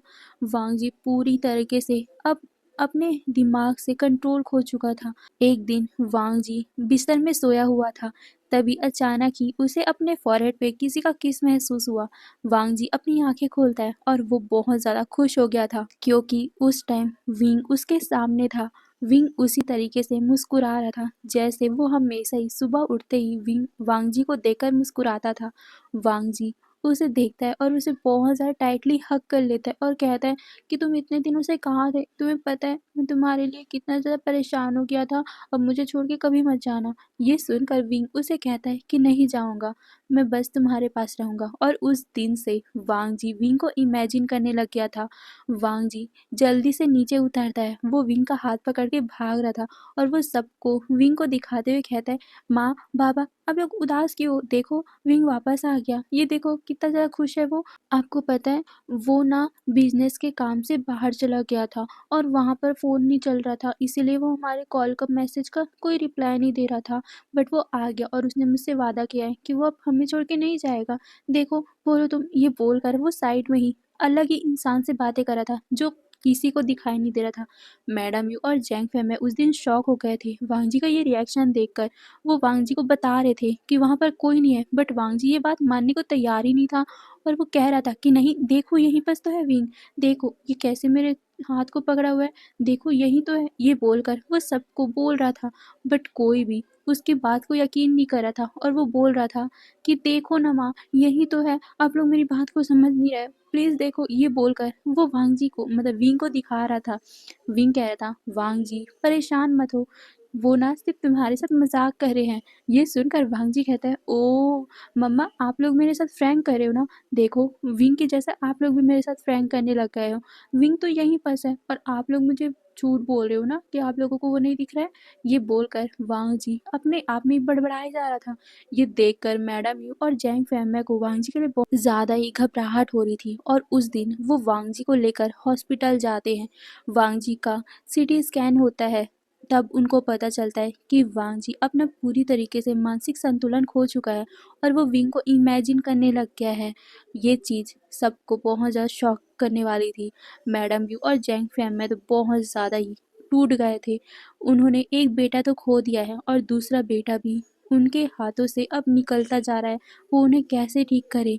विंग की लास्ट निशानी है वांग जी। अगर वांग जी को भी कुछ हो गया तो वो विंग को क्या जवाब देंगे, यही सोचकर वो बहुत ज़्यादा ही दिल में टूट गए थे और वो वांग जी को किसी हालत में भी ठीक करना चाहते थे। उन्होंने सब कुछ किया, सब कुछ उन्होंने हर जगह वांग जी को दिखाया, हर जगह वांग जी का ट्रीटमेंट किया, बट वांग जी ठीक हो ही नहीं पा रहा था। वांग जी को कितनी सारी दवाइयाँ दी, कितने सारे ट्रीटमेंट किए, बट कुछ भी फ़ायदा नहीं हो रहा था क्योंकि वांग जी विंग को भुलाने का नाम नहीं ले रहा था। जब तक वांग जी विंग को भूलेगा नहीं, तब तक उसके दिमाग से विंग नहीं जाएगा और विंग नहीं जाएगा तो वो हमेशा ही विंग को इमेजिन करता रहेगा, भले ही वो कितनी भी दवा खाए। जब वो विंग से इतना ज़्यादा प्यार करता है तो वो कभी भी विंग के बिना रह ही नहीं सकता। ये सबको पता था और मैडम यू बहुत ज़्यादा रोती थी। वो दिन रात वांग जी को ये कहकर बोलती थी कि विंग नहीं है उसकी लाइफ में, वो नहीं है, वो मर चुका है, बट वांग जी ये बात मानने को तैयार ही नहीं था और वो बस बोलता था कि आप लोग मजाक करे, विंग मेरे साथ ही है, वो मेरे पास ही है, देखो देखो, ये बोलकर वो अपने पास ही दिखाता था। मैडम यू और जैंग फैम में बाकी सब बहुत ज़्यादा ही बुरी कंडीशन में आ चुके थे। डॉक्टर ने भी मैडम यू और बाकी लोगों को बता दिया था कि वांग जी जो समझ रहा है उसे समझने दो, अगर आप उसको ज़्यादा फोर्स करोगे तो उसके दिमाग में प्रेशर पड़ेगा और अगर उसके दिमाग में प्रेशर पड़ा तो वो पूरे लाइफ टाइम के लिए पागल हो सकता है और अगर ऐसा नहीं हुआ तो वो शायद तक मर भी सकता है। मरने की बात सुनकर मैडम यू और जैंग फैमिली बाकी लोग बहुत ज़्यादा ही रोने लग गए थे और उन्होंने डिसाइड कर लिया था कि जैसा वांग जी करना चाहता है वो वैसा उसे करने देंगे। वो अगर विंग को इमेजिन करता है तो वो उसे करने देंगे और वो भी उसके साथ देंगे। तब से तब से उन्होंने वांग जी का साथ देना स्टार्ट कर दिया है। वो भी वांग जी के जैसा ही विंग से बातें करते थे, बट उन्हें दिल ही दिल में बहुत ज़्यादा बुरा फील होता था। अब हम प्रेजेंट में आते हैं। मैडम यू ये याद करते करते ही उसी जगह पे रोए जा रही थी, जिसे देखकर यान ली उनके पास आती है, उन्हें संभालती है और उन्हें लेकर वो उनके रूम में जाती है। मैडम यू की तबीयत भी बहुत ज़्यादा ही ख़राब हो चुकी थी क्योंकि वो भी अपने बेटे को भूल नहीं पा रही थी। उनका बेटा उनका लाडला था, विंग सबका लाडला था और विंग के जाने के बाद से सभी लोग टूट चुके थे। विंग की यादों में सभी लोग पूरी तरीके से टूट गए थे और मैडम यू विंग के साथ साथ वांग जी का ये हालत देखकर तो सबसे ज़्यादा टूट गई थी। वांग जी वांग जी विंग को भूल नहीं पा रहा और वांग जी नहीं भूल पा रहा है तो ये सभी भी विंग को नहीं भूल पा रहे हैं। मैडम यू जैंग फैमिली से कहती हैं कुछ भी करो, आप कुछ भी करो, बट वांग जी को ठीक करो। किसी इंसान को लाओ वांग जी की ज़िंदगी में। अब वांग जी को मैं ऐसे नहीं देख पा रही हूँ, प्लीज़। तभी जैंग फैमिली कहते हैं मैं क्या करूँ? वो विंग से बहुत ज़्यादा प्यार करता है। अगर हम किसी पर्सन को उसकी लाइफ में ला भी देंगे तब भी वो विंग को नहीं भूलेगा। हम किसी और को लाएंगे तब भी क्या होगा? विंग को वो भूल नहीं पाएगा, वो किसी और से क्या प्यार करेगा? ये सुनकर मैडम यू फूट फूट के रो रही थी और कह रही थी मैं नहीं जानती, अब मुझसे ये सहन नहीं हो रहा है, प्लीज कुछ करो, कुछ करो, किसी को भी लाओ। डॉक्टर ने कहा ना इस दुनिया में एक पर्सन के जैसे साथ रहते हैं तो आप पूरी दुनिया को घूमो, उस दुनिया में कोई ना कोई तो होगा विंग के जैसा, प्लीज उसे लेके आओ। वांग जी की जिंदगी को फिर से हरा भरा कर दो, प्लीज। ये बोलते हुए वो रो रही थी। जैंग फैमिली उसे संभालते हैं और वो भी अब कुछ सोचने लग गए थे। वो कहते हैं अगर ऐसा है तो मैं इस पूरी दुनिया को घूमूंगा और अगर इस दुनिया में कोई विंग के जैसा है तो मैं उसे कुछ भी करके लाऊंगा। ये बोलकर अपने आंसू को साफ करते हैं और फिर वो उस दिन के बाद से बाहर बाहर घूमने लग गए थे। वो हर जगह विंग के जैसे पर्सन को तलाश करने लग गए थे। वो जगह जगह जाते थे, हर जगह वो विंग की तलाश करते रहते थे, बट उन्हें विंग के जैसा कोई पर्सन मिल ही नहीं रहा था क्योंकि विंग के जैसा कोई नहीं हो सकता। विंग इतना ज़्यादा खूबसूरत है, इतना ज़्यादा प्यारा है, उसके जैसा कोई नहीं हो सकता। जैंग फैमिली भी ये जानते हैं बट वो अपनी उम्मीद नहीं खोना चाहते। फिर भी वो ढूंढ रहे हैं, ढूंढते ढूंढते वो 7 समुंदर पार भी चले गए थे। जैंग फैमिली एक बार में बैठे हुए थे। वो उस बार में बैठकर ड्रिंक कर रहे थे। उन्होंने अपने बेटे के जाने के बाद से ड्रिंक करना स्टार्ट कर दिया था, क्योंकि वो अपने बेटे के गम को मतलब अपने बेटे के जाने के गम को सहन नहीं कर पाए, तो उन्होंने ड्रिंक करना स्टार्ट कर दिया था। और आज वो इस बार में बैठे हुए थे और वो ड्रिंक कर रहे थे। तभी उन्हें कुछ आवाज़ें सुनाई देती है। जैंग फैम गेट की तरफ देखते हैं। वहाँ से बहुत ज़्यादा ब्लैक कपड़े पहने हुए इंसान आ रहे थे। वो बॉडीगार्ड्स लग रहे थे। वो सारे लोग अपने हाथों में गन पकड़े हुए थे और वो धीरे धीरे करके अंदर आते हैं। वहीं उनके पीछे एक शख्स आ रहा था, जिसने अपने फेस में ब्लैक मास्क लगाया हुआ था। वो पर्सन बहुत ज़्यादा ही अट्रैक्टिव लग रहा था। उसका फिगर सच में बहुत ज़्यादा अच्छा था। वो बहुत ज़्यादा मस्कुलर लग रहा था और साथ में उस इंसान के साथ एक लड़की भी थी। उस लड़की ने उस इंसान का बाजू पकड़ा हुआ था, या कहूँ तो हाथों में हाथ लेकर वो दोनों ही अंदर की तरफ आ रहे थे। सारे लोग उन दोनों की तरफ ही देख रहे थे। वो दोनों आकर बीचों बीच एक टेबल पे या कह सकते हो एक सोफे पे बैठ जाते। वो सोफा बहुत ज़्यादा लग्जीरियस था। वो इंसान बैठते हैं और वो सारे गार्ड्स उन लोगों के या वो तो उन दोनों लोगों के चारों तरफ खड़े हो जाते हैं। वो दोनों सामने बैठे हुए पर्सन से बातें कर रहे थे, बट जैंग फैमा की नज़र सिर्फ और सिर्फ उस इंसान पे थी, उस अल्फा पे थी, जिसने अपने फेस पे मास्क लगाया हुआ था। जैंग फैमा उसे देखते हैं और फिर वो बार टेंडर से पूछते हैं कि आखिर ये सब कौन है। ये सुनकर वो बार टेंडर इंग्लिश में बोलता है कि ये यहाँ की माफिया है, और जो बीचों बीच में बैठा हुआ है और उसके साथ में जो लड़की है वो यहाँ की क्वीन है, यानी कि माफिया क्वीन है।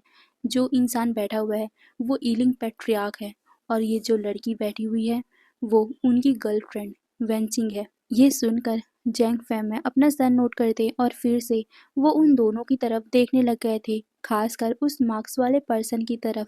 जैंग फैमा बस उसे देख रहे थे। कहीं ना कहीं उनके दिल में ऐसा लग रहा था कि यही पर्सन है जिसे वो तलाश कर रहे थे। जैंग फैम में उस पर्सन को देखते देखते कब आगे बढ़ने लग गए उन्हें पता ही नहीं चला। वो बस उस पर्सन की तरफ ही आगे बढ़े जा रहे थे। तभी उन्हें कुछ दिखाई देता है। उन लोगों के पास में मतलब कि जो माफिया टीम बैठी हुई थी, उनके पास में जो एक बार टेंडर था, वो बार बार उस माफिया लीडर की तरफ देख रहा था और उसके हाथों में कुछ था, जिसे जैंग फैमा नोटिस करते हैं। उसके हाथों में एक नीडल था। वो नीडल बहुत ज़्यादा शाइन कर रहा था, जो जैंग फैमा देख सकते थे उस लाइट की वजह से जो वहाँ पर बार में चल रही है। जैंग फैमा उसे देखते हैं और जैसे ही वो बार टेंडर उस इंसान को मानी यानी कि जो माफिया लीडर था उसे मारने ही वाला था, जैंग फैमा भागकर उस इंसान के सामने आ जाता है। और जैंग फैमा को ऐसे दौड़ते हुए देखकर अपने माफिया लीडर के पास सारे जितने भी गार्ड उस माफिया के थे वो जैंग फैमा को पकड़ रहे थे, बट जैंग फैमा ने उन सबको धक्का दिया और वो माफिया लीडर के सामने आके खड़े हो गए थे। और जो बार टेंडर था उसने अपने नीडल को पहले ही फेंक दिया था। टाइम रहते ही जैंग फैमा ने उस माफिया लीडर को साइड में धक्का दे दिया था, जिस वजह से उस माफिया लीडर को तो कुछ नहीं होता, बट जैंग फैमा के कंधे पर उस नीडल से खरोच आ गई थी। वो नीडल बहुत ज़्यादा ही जहरीला था, जिस वजह से जैंग फैमा वहीं पर ही बेहोश हो जाते हैं। वो ईलिंग पैट्रियार्क जैसे ये देखता है वो शॉक हो गया था। वो जैंग फैमा को देखता है बेहोश, और फिर उस इंसान को जिसने वो नीडल फेंका था, सारे गार्ड उस इंसान को पकड़ लेते, यहाँ तक कि वो माफिया लीडर जिस इंसान से बातें कर रहा था वो भी उन्हें पकड़ लेते हैं, क्योंकि वो सब प्लान उसी का था। वो इंसान उस माफिया लीडर से माफ़ी मांग रहा था और कह रहा था कि उसे माफ़ कर दो, वो नादान था, उसने ये सब गलती कर दी, उसे माफ़ कर दो। बट माफिया लीडर उसे माफ़ नहीं करता और सीधा वहीं पर ही उसके गार्ड ने उन्हें शूट कर दिया था। वहीं वो माफिया लीडर जैंग फैमा की तरफ देखता है और फिर वैनचिंग से कहता है, वैनचिंग इन्हें ट्रीट करो जल्दी। ये सुनकर वैनचिंग अपना सर हिलाती है। वैनचिंग एक अच्छी डॉक्टर है। वैनचिंग जल्दी से जैंग फैमा को ट्रीट करती है और वो बताती है कि जहर उनके पूरे बाजू में फैल चुका है, हमें जल्द से जल्द इनके इलाज करना होगा। और मैंने इन्हें दवा दे दी है जिससे उनके शरीर में जहर तो नहीं फैलेगा, बट उनके बाजू को अभी के अभी हमें ट्रीट करना पड़ेगा। ये सुनकर वो इंसान जो माफिया लीडर था वो अपने गार्ड्स को कहता है कि जल्द से जल्द इन्हें अपने कार में बैठाओ। ये सुनकर वो सारे गार्ड अपना सर हिलाते हैं और फिर वो जैंग फैमा को लेकर अपने कार में चले गए थे। फिर जल्दी से वो अपने मेंशन आते हैं। जैंग फैमा को वैनचिंग और उसकी सारी टीम मेंबर ट्रीट करते हैं। वो लोग एक माफिया है तो नॉर्मल से जगह पे तो जा नहीं सकते, इसीलिए वैनचिंग और उसकी पूरी टीम, मतलब कि पूरी की पूरी जो मेडिकल टीम है वो उसी मेंशन में रहती है हर एक पल। तो वहाँ पर जैंग फैमा का अच्छे से इलाज किया जाता है। जैंग फैमा को पूरे 2 दिनों तक होश नहीं आता। वैनचिंग और वो इंसान दोनों ही बातें कर रहे थे और वो जैंग फैमा की तरफ ही देख रहे थे और वो सोच रहे थे कि आखिर ये पर्सन है कौन और इसने उसे क्यों बचाया, क्योंकि कोई भी एक माफिया को तो नहीं बचाएगा ना, क्योंकि सब बोलते हैं माफिया बुरे इंसान होते हैं, तो ये इंसान एक माफिया को क्यों बचा रहा है। सारे लोगों के दिमाग में यही चल रहा था और वो इंसान जो माफिया लीडर था वो बस यही सोच रहा था कि आखिर ये इंसान है कौन और इसे होश कब आएगा। वो इसे पूछना चाहता है कि आखिर इसने उसे क्यों बचाया है, क्योंकि उसे पता है वो नीडल सच में बहुत ज़्यादा खतरनाक थी। अगर वो नीडल उसके हार्ट में चला जाता तब तो वो उसी टाइम ही वहाँ पर मर जाता। वैन किंग भी उसका इलाज नहीं कर पाती। फिर क्या, 1-2 दिन के बाद ही जैंग फैमा को होश आता है और जैसे ये बात उस माफिया और वैन किंग को पता चलता है, दोनों ही भागकर उस इंसान के पास आते हैं और वो उनसे सबसे पहले इस क्वेश्चन था कि तुमने मुझे क्यों बचाया। ये सुनकर जैंग फैमा कुछ जवाब नहीं दे पाते और वो उस पर्सन की तरफ ही देख रहे थे। तभी वो पर्सन जैंग फैमा को कहता है, कोई नहीं, अगर तुमने बचाया है तो ठीक है, तुम्हें क्या चाहिए इनाम में बोलो मुझे, मैं तुम्हें वो हर चीज़ दूंगा जो तुम मुझसे मांगोगे। ये सुनकर जैंग फैमिया उस पर्सन को देखते हुए कहते हैं, क्या क्या तुम मेरे साथ कुछ दिनों के लिए मेरे बेटे बनकर रह सकते हो। ये सुनकर वो माफिया लीडर शॉक था। ये कैसा विष है, कोई अगर मांगता है तो दौलत मांगता है, शोहरत मांगता है, कुछ अलग ही मांगता है, जैसे पैसा वैसा कुछ भी। बट ये इंसान उसे अपना बेटा बनाने को बोल रहा है। ये क्या बात है भाई। ईलिंग पैट्रियार्क उसके तरफ देख रहे थे, वो भी शॉकिंगली। वहीं वेंचिंग भी शॉकिंगली ईलिंग पैट्रियार्क को देखती, फिर उस जैंग फैमिया को। तभी ईलिंग पैट्रियार्क जैंग फैमिया को देखते हुए कहते हैं, और आपको ऐसा क्यों लगता है कि मैं आपकी बात को मान जाऊंगा। ये सुनकर जैंग फैमिया ने अपनी सर नीचे कर लिया था। उसे पता है कि कोई उसकी बात को क्यों मानेगा। वो बस उनसे बस प्लीड कर सकता है। वो उन्हें फ़ोर्स भी कैसे तो मैं करे तो कैसे करे, कुछ नहीं कर सकता वो। वो बस अपने दुःख दर्द को उस इंसान के सामने रख सकता है और वो इंसान उसकी मदद करेगा कि नहीं, वो खुद जैंग फैमिया को नहीं पता। जैंग फैमिया उन्हें कहते हैं, मुझे पता है आप मेरी मदद करोगे तो इसमें आपका कोई भी फ़ायदा नहीं होगा, क्योंकि मुझे देखकर लगता है कि आप बहुत ज़्यादा अमीर हो। मैं आपको पैसे भी ऑफ़र करूँगा तो इससे आपको कोई भी प्रॉफ़िट नहीं होगा। बट मैं आपसे एक वादा करता हूँ, अगर आपने मेरी मदद की तो मैं आपका पूरी ज़िंदगी भर शुक्रिया अदा करूँगा। आपको जो चाहिए मैं आपको वो प्रोवाइड करूँगा। मैं अपनी पूरी जायदाद आपको दे दूँगा। प्लीज़ मेरी एक बार मदद कर दीजिए। ये सुनकर वो ईलिंग पैट्रियार्क जैंग फैमा को देखते हैं और हल्का सा मुस्कुराते हुए कहते, आपकी जायदाद, मुझे आपकी जायदाद में कोई इंटरेस्ट नहीं है, क्योंकि आप खुद देख रहे हो मैं इतना ज़्यादा अमीर हूँ, मैं एक माफिया हूँ और मुझे किसी के जायदाद की क्या ज़रूरत है। ये सुनकर जैंग फैमा रोने लग गए थे और वो अपने हाथों को ईलिंग पेट्रिया के सामने जोड़ लेते और कहते हैं, प्लीज़ मैं इतने महीनों तक सिर्फ एक इंसान की तलाश कर रहा था जो मेरे बेटे के जैसा दिखता है, और आप पहले इंसान हो जो मेरे बेटे के जैसा दिखता है। अगर आपने मेरी मदद कर दी मैं आपका दिल से शुक्रिया अदा करूँगा। मैं आपके लिए कुछ भी कर जाऊँगा, प्लीज़ मेरी एक बार मदद कर दीजिए। ये सुनकर ईलिंग बर्टियाक जांग फैमिया की तरफ देखते और कहते, आपको ऐसा करना ही क्यों है। ये सुनकर जैंग फैमिया रोते हुए सब कुछ बताते हैं कि आखिर कैसे उनकी बेटे की एक्सीडेंट हुआ, कैसे उनका सन इन लॉ अपना मानसिक संतुलन खो बैठा है और वो कभी भी अपने सन इन लॉ को खोना नहीं चाहेंगे, क्योंकि वो उसके बेटे की लास्ट निशानी है और अगर उसे कुछ हो गया तो कोई भी ज़िंदा नहीं रह पाएगा। हमारी पूरी फैमिली टूट जाएगी और मैं ऐसा बिल्कुल नहीं होने देना चाहता। प्लीज़ मेरी मदद कर दीजिए। ये बोलकर वो उसके सामने हाथ जोड़ता है। ईलिंग पैट्रियार्क जैंग फैमा को देखते हैं। वहीं वैनचिंग कुछ सोचने लग गई थी और वो ईलिंग पैट्रियार्क को देखने के बाद सीधा जैंग फैमा की तरफ देखकर पूछती है, वैसे आपका बेटा ख़त्म कब हुआ था। ये सुनकर जैंग फैमा बताते हैं कि उसे 5 से 6 महीने हो गए हैं, उसका कार क्रैश हुआ था। ये सुनकर वैनचिंग शॉक थी और वो ईलिंग पेट्रियार्क को देखती है। ईलिंग पेट्रियार्क वैनचिंग को देखते हैं और वो क्वेश्चन वाली लुक से कहते हैं कि आखिर क्या हुआ है। मतलब वो अपने आंखों से ही पूछ रहे थे। वैनचिंग उसे कहती है मुझे तुमसे बात करनी है। ये सुनकर ईलिंग पेट्रियार्क वैनचिंग को देखते हैं और फिर अपना सर हिलाते हैं। फिर वो दोनों वहाँ से निकल गए थे। वो दोनों एक रूम में आते हैं। वैनचिंग ईलिंग पेट्रियार्क को देखकर बोलती है तुम्हें याद है 6 महीने पहले उन वैंस ने कैसे हमें धमकी दी थी और कहा था कि वो तुम्हें मार देंगे। ये सुनकर ईलिंग पेट्रियार्क अपना सर हिलाता है और कहता है हाँ। ये बोलते टाइम उसके होठों में एक स्मक था और वो कहता है बट उनका प्लान बुरी तरीके से फेल हुआ था क्योंकि तुमने मुझे बचा लिया था। उस दिन अगर सही टाइम पे तुमने मुझे नहीं बचाया होता तब तो मैं सच में मर जाता। ये सुनकर वेंचिंग अपना सर हिलाती है बट वो अपने आप में ही कुछ बड़बड़ाती है और फिर वो ईलिंग पेट्रियार्क को देखते हुए कहती है बट उस दिन तुम्हारे साथ साथ एक और कार का उसमें एक्सीडेंट हुआ था और वो कार सीधा खाई में चला गया था। तुम्हें ये बात याद होगा ना। ये सुनकर ईलिंग पेट्रियार्क अपना सरनाम में हिलाता है क्योंकि उस दिन उसका सच में बुरी तरीके से एक्सीडेंट हुआ था। वेंचिंग ने उसे बताया था। असल में ईलिंग पेट्रियार्क चाइना में कुछ काम से गए थे और उस टाइम वैंस ने उनके ऊपर हमला कर दिया था। उस दिन ईलिंग पेट्रियार्क की हालत बहुत ज्यादा गंभीर हो गई थी। ईलिंग पेट्रियार्क पूरे 1 महीने तक कोमा में थे।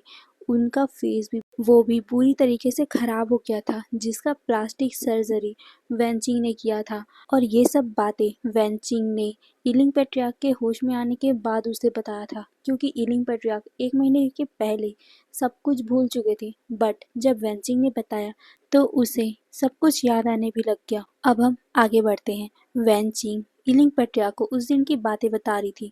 ईलिंग पेट्रियार्क भी अपना सर हिलाते और कहते हैं हाँ बट तुमने मुझे बचा लिया था।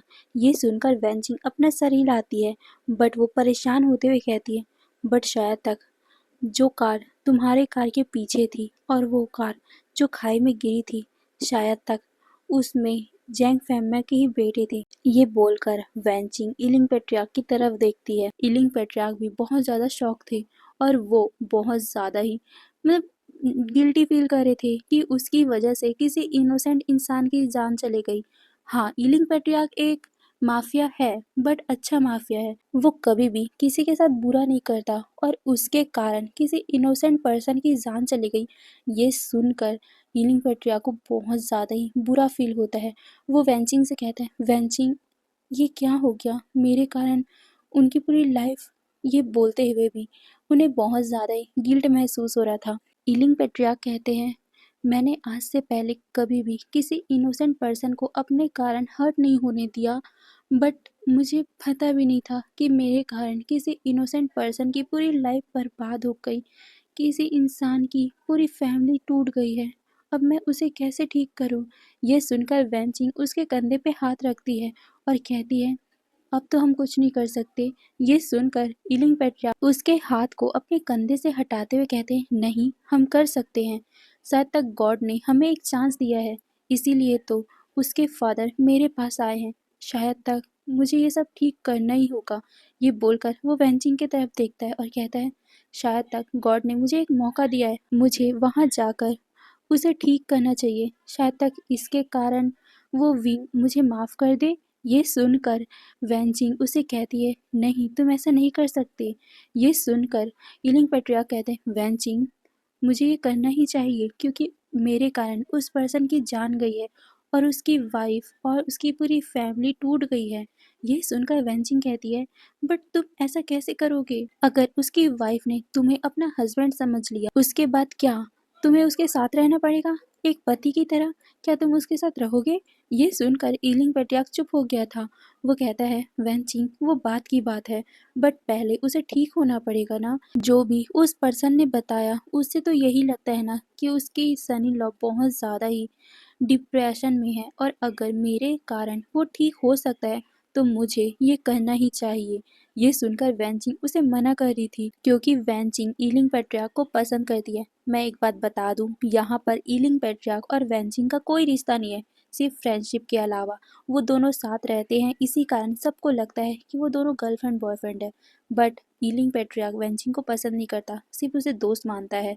वहीं वेंचिंग ईलिंग पेट्रियार्क को पसंद करती है, बट वो कभी बता नहीं पाती क्योंकि ईलिंग पेट्रियार्क उसे दोस्त मानता है, और अगर उसने बता दिया और ईलिंग पेट्रियार्क ने दोस्ती तोड़ दी तो इसी कारण वो डर के कारण कुछ नहीं बता पाई। और आज जब ईलिंग पेट्रियार्क किसी और के पास जाने की बात करे तो उसे बुरा लग रहा है और वो उसे जाने नहीं देना चाहती, बट ईलिंग पेट्रियार्क ने ठान लिया था कि वो अपनी गलती को सुधारेगा, या कहूँ तो उसके कारण जिसकी जान गई है, कम से कम उसे ना बचा पाया तो क्या हुआ, उसकी पूरी फैमिली को तो वो ठीक कर ही सकता है ना। यही सोचकर ईलिंग पेट्रियार्क सीधा जैंग फैमिली के पास पहुंचता है और वो उसे अपनी सहमति दे देता है कि हाँ वो जाएगा। ये सुनकर जैंग फैमिली बहुत ज़्यादा खुश हो गए थे। फिर ईलिंग पेट्रियार्क जैंग फैमिली से विंग के बारे में पूछते हैं, आखिर विंग कैसा दिखता था, क्या करता था, कैसे रहता था, उसका चाल चलन, उसका सब कुछ, क्योंकि वो सब कुछ ढालना चाहता था। क्योंकि अगर वो किसी पर्सन के सामने उसका रूप लेके जाएगा तो उसके बारे में भी उसे पता होना चाहिए ना। और वो माफिया है तो उसे अपना रंग रूप बदलने भी बहुत ज़्यादा अच्छे से आता है, और वो अपने पर्सनैलिटी को भी एक पल में चेंज कर लेता है, वो उसे बहुत ज़्यादा अच्छे से आता है। जैंग फैमिया उसे विंग के बारे में सब कुछ बताता है, विंग कैसा था, क्या क्या स्टडी किया था उसने, कैसे कैसे, मतलब सब कुछ। वहीं जैंग फैमिया ने विंग का सब कुछ दिखाया था, उसका वीडियो भी। जैंग फैमिया ने अपनी फैमिली के बारे में भी ईलिंग पेट्रियार्क को बताया था। ईलिंग पेट्रियार्क को बार बार जैंग फैमिया सर बोल रहा था। ये देखकर ईलिंग पेट्रियार्क उसे कहता है कि आप मुझे सर मत बोलिए, मेरा नाम मो शॉन्नू है, आप मुझे मो कह सकते हो। ये सुनकर जैंग फैमिया अपना सर हिलाते हैं। फिर जैंग फैमिया अपने फैमिली के एक वीडियो को मो को दिखाते हैं। मो उस पूरे वीडियो को देख रहा था। जैंग फैमिया हर इंसान के बारे में उसे अच्छे से बता रहा था, और खासकर मो की नज़र एक पर्सन पे पड़ी। उसकी मुस्कुराहट देखकर मो को तो एक पल के लिए ऐसा लगा कि उसकी सांसें रुक गई है। उसकी ब्यूटीफुल स्माइल, उसकी आंखें, वो कैसे बातें करता है, ये देख कर वो कहीं ना कहीं उसे पहली नज़र में ही प्यार कर चुका था।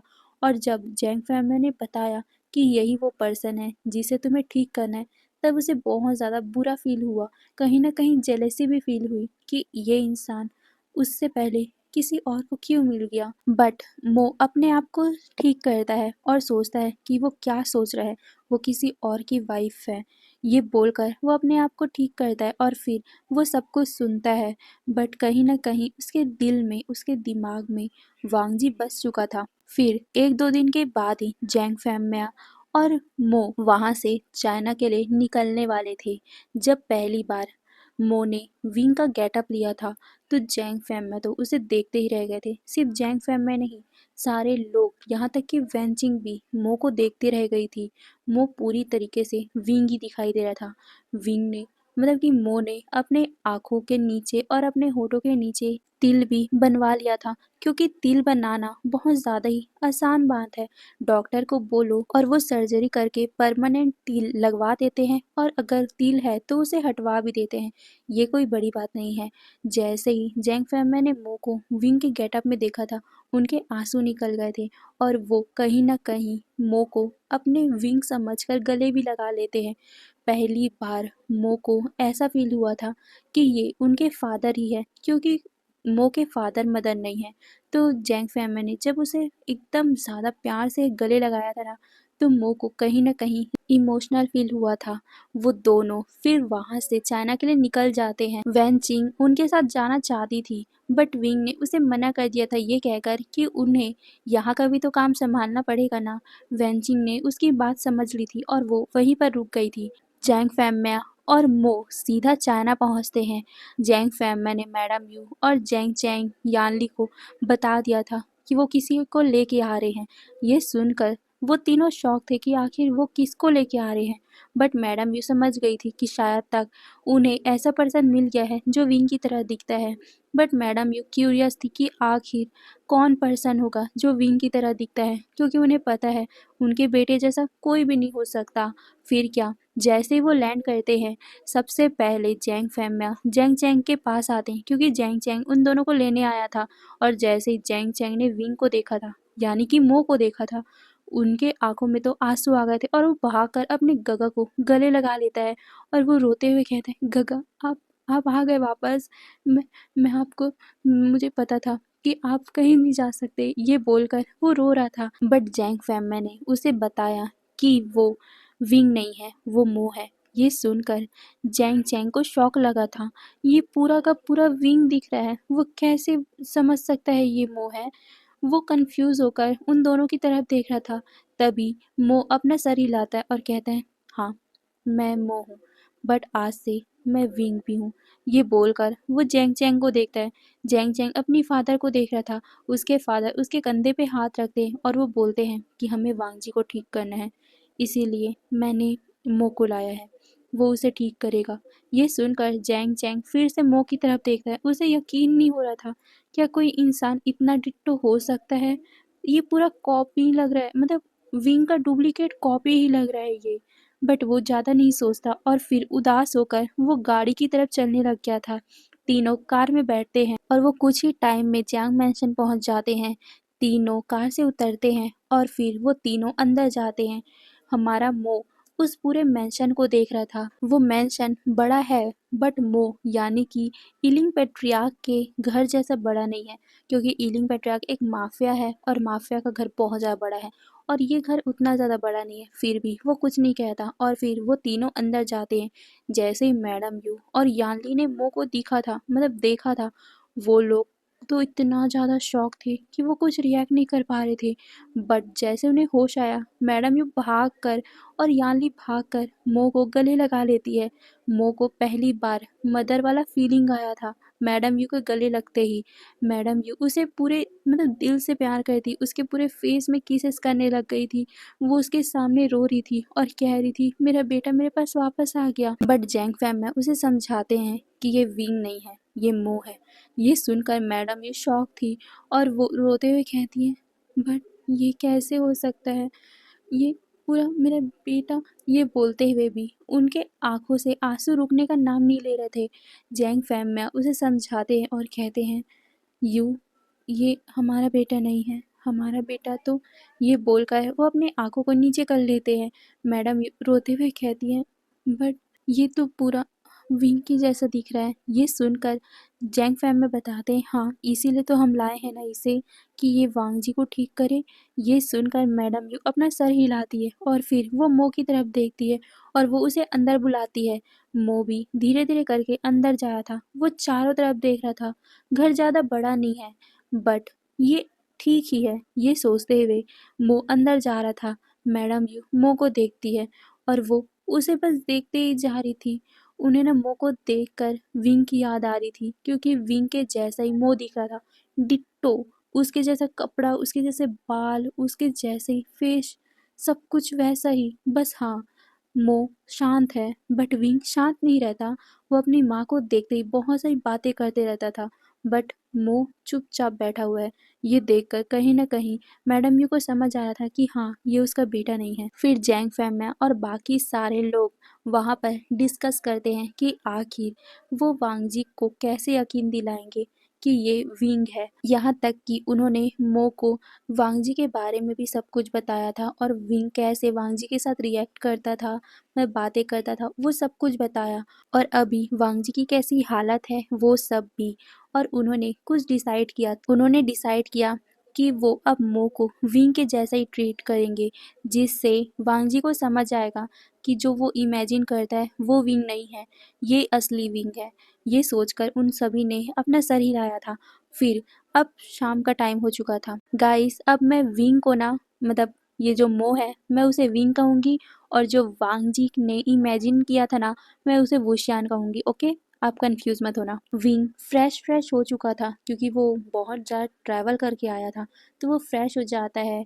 मैडम जो उसके लिए खाने को बनाती है। खाना बनाने के बाद वो सब डाइनिंग टेबल की तरफ ही बैठे हुए थे। तभी वांग जी ऊपर से चिल्लाते हुए कहता है, माँ देखो वुशियान को, ये फिर से मेरे साथ मजाक कर रहा है, फिर से मुझे चिढ़ा रहा है, आप इसे पनिश करो। ये बोलते हुए वांग जी सीढ़ियों से नीचे उतर रहा था और वो जल्दी से भागकर मैडम यू के पास जा रहा था।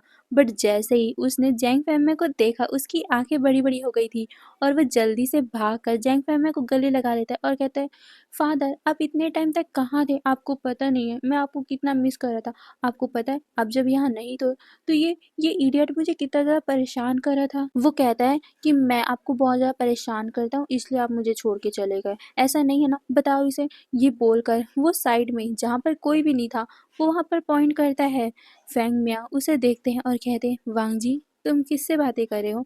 ये सुनकर वांग जी अपने फादर को देखता है, मतलब कि जैंग फैमिली को देखता है और कहता है, फादर आप क्या बोल रहे हो? मैं वुशियान से बातें तो कर रहा हूँ, देखो वो वहाँ तो खड़ा है। ये बोलकर वो वहाँ पर जहाँ खाली स्पेस था जहाँ पर कोई खड़ा नहीं था वो वहाँ पॉइंट करता है। फैंग मिया उसे देखते हुए कहते हैं, वांग जी शायद तक ना तुम थोड़ा सा स्ट्रेस में हो, इसीलिए देखो तुम्हें विंग हर जगह दिखाई दे रहा है।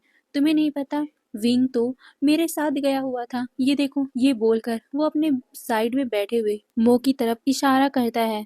मो को देखते ही वांग जी इतना ज्यादा शॉक हुआ था कि वो कुछ रिएक्ट करना ही भूल गया था। वो बिना अपनी आंखों को ब्लिंक किए पहले मो की तरफ जो अब विंग बन चुका है वो उसे देखता और फिर जो वांगजी का इमेजिनेशन वुशान था वो उसे देखता।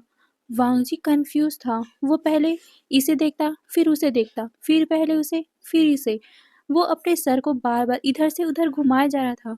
वो बस शॉक था, दो दो विंग कैसे उसके सामने है, वो कैसे दो को देख रहा है, ये सोचते हुए वो बस इधर से उधर देखे जा रहा था।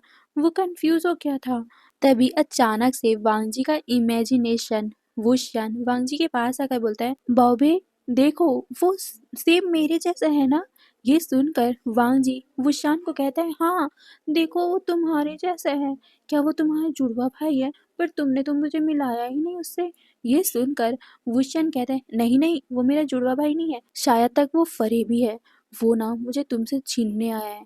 ये सुनकर वांगजी झटके से उसका फेस ना गुस्से वाला हो गया था और वो अपने इमेजिनेशन वुशन के सामने आके खड़ा हो गया था और वो विंग जो मो है वो उसके तरफ उंगली पॉइंट करते हुए कहता है, हे तुम कौन हो और तुम हमारे घर में क्यों आए हो?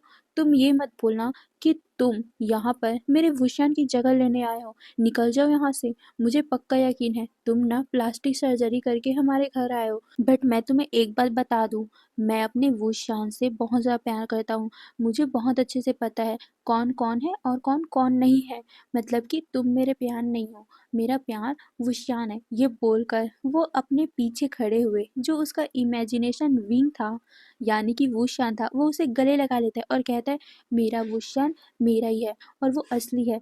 तुम फरेबी हो, तुम यहाँ से निकल जाओ क्योंकि मुझे पता है मेरे वुशियान को कोई जुड़वा भाई नहीं है और तुम यहाँ पर आके कैसे बैठे हुए हो? ये बोलकर वांग जी सीधा जैंग फैमिली और मैडम यू की तरफ देखता है और कहता है, माँ बाबा आप लोग इस फरेबी को घर क्यों लेके आ गए?